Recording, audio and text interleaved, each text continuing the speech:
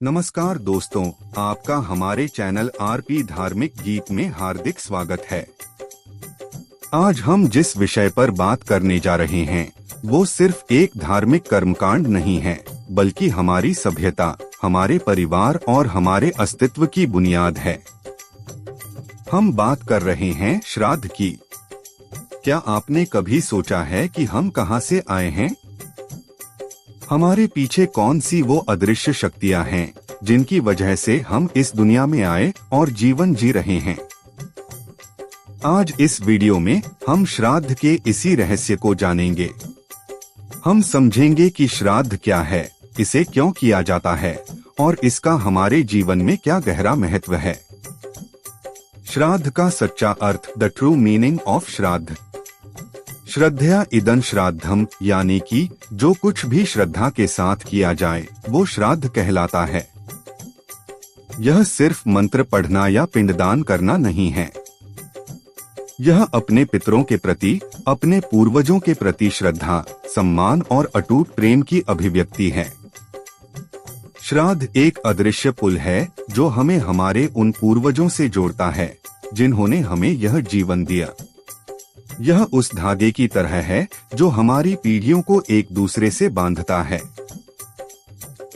यह कोई बोझ नहीं, बल्कि अपने उन पूर्वजों को धन्यवाद कहने का एक सुनहरा अवसर है जिन्होंने अपने खून पसीने से हमारे लिए एक बेहतर भविष्य बनाया।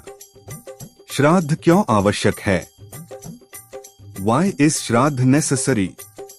इसके पीछे कई आध्यात्मिक और सामाजिक कारण हैं जो हमारी संस्कृति में गहरी जड़ें जमाए हुए हैं। नंबर 1, पितृ ऋण से मुक्ति। भारतीय संस्कृति में 3 तरह के ऋण माने गए हैं: देव ऋण, कृषि ऋण और पितृ ऋण। पितृ ऋण सबसे बड़ा माना जाता है क्योंकि हमारे पूर्वजों ने हमें जन्म दिया, पालन पोषण किया और हमें इस दुनिया में लाए। यह ऋण हमें जीवन भर चुकाना होता है। श्राद्ध कर्म इसी ऋण को चुकाने का एक महत्वपूर्ण साधन है। यह हमें सिखाता है कि हम अपने अतीत के प्रति कृतज्ञ रहें। नंबर 2, आत्मा की शांति और तृप्ति। पुराणों के अनुसार मृत्यु के बाद आत्माएं पितृलोक की यात्रा करती हैं। इस यात्रा में उन्हें ऊर्जा और पोषण की आवश्यकता होती है। श्राद्ध के दौरान किया गया पिंडदान और तर्पण सीधे उन्हीं आत्माओं को तृप्ति, कॉन्टेंटमेंट और शांति प्रदान करता है। माना जाता है कि अगर आत्माएं तृप्त न हो तो वे मोक्ष प्राप्त नहीं कर पाती। नंबर 3, पितृदोष का निवारण। कई बार ऐसा होता है कि पितरों की कोई इच्छा अधूरी रह जाती है या उनका श्राद्ध ठीक से नहीं किया जाता। इससे पितृदोष लगता है। इस दोष के कारण घर में लगातार कलह, धन हानि, विवाह में देरी या संतान संबंधी समस्याएं आ सकती हैं। श्राद्ध कर्म इस दोष को शांत करने और पितरों का आशीर्वाद प्राप्त करने का सबसे प्रभावी तरीका है। नंबर 4, आशीर्वाद और समृद्धि की प्राप्ति। जब हम अपने पूर्वजों का सम्मान करते हैं तो वे प्रसन्न होते हैं।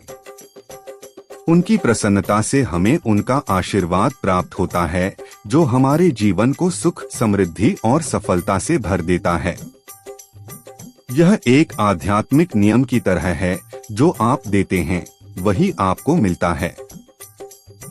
श्राद्ध के महत्व को समझने के लिए एक पौराणिक कथा बहुत प्रसिद्ध है। महाभारत के महादानी योद्धा कर्ण की। जब उनकी मृत्यु हुई और वे स्वर्ग गए तो उन्हें वहां खाने के लिए सिर्फ सोना और गहने मिले।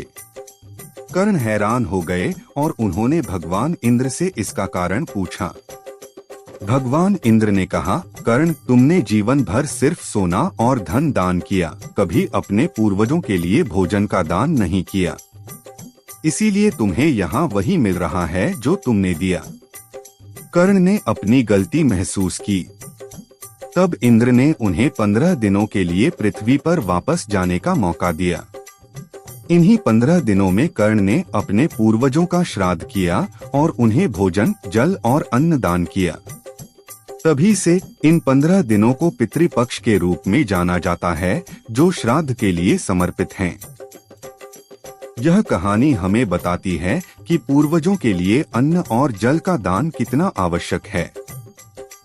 तो दोस्तों, श्राद्ध केवल एक कर्मकांड नहीं, बल्कि एक आध्यात्मिक सेतु है। यह हमारे और हमारे पूर्वजों के बीच प्रेम, सम्मान और कृतज्ञता का एक बंधन है। अगले वीडियो में हम विस्तार से जानेंगे कि श्राद्ध के नियम क्या हैं, श्राद्ध में क्या करें, श्राद्ध में क्या न करें, श्राद्ध में वर्जित कार्य और श्राद्ध के दौरान पालन किए जाने वाले नियम और निषेध के बारे में, ताकि हमारे पूर्वजों का आशीर्वाद हमेशा हम पर बना रहे। अगर आपको यह जानकारी अच्छी लगी तो वीडियो को लाइक करें, शेयर करें और हमारे चैनल आरपी धार्मिक गीत को सब्सक्राइब करना न भूलें, ताकि हम आप तक ऐसी और भी महत्वपूर्ण जानकारी पहुंचा सकें। और हमें इंस्टाग्राम पर भी फॉलो करें, जिसकी लिंक डिस्क्रिप्शन में मौजूद है। मिलते हैं अगले वीडियो में।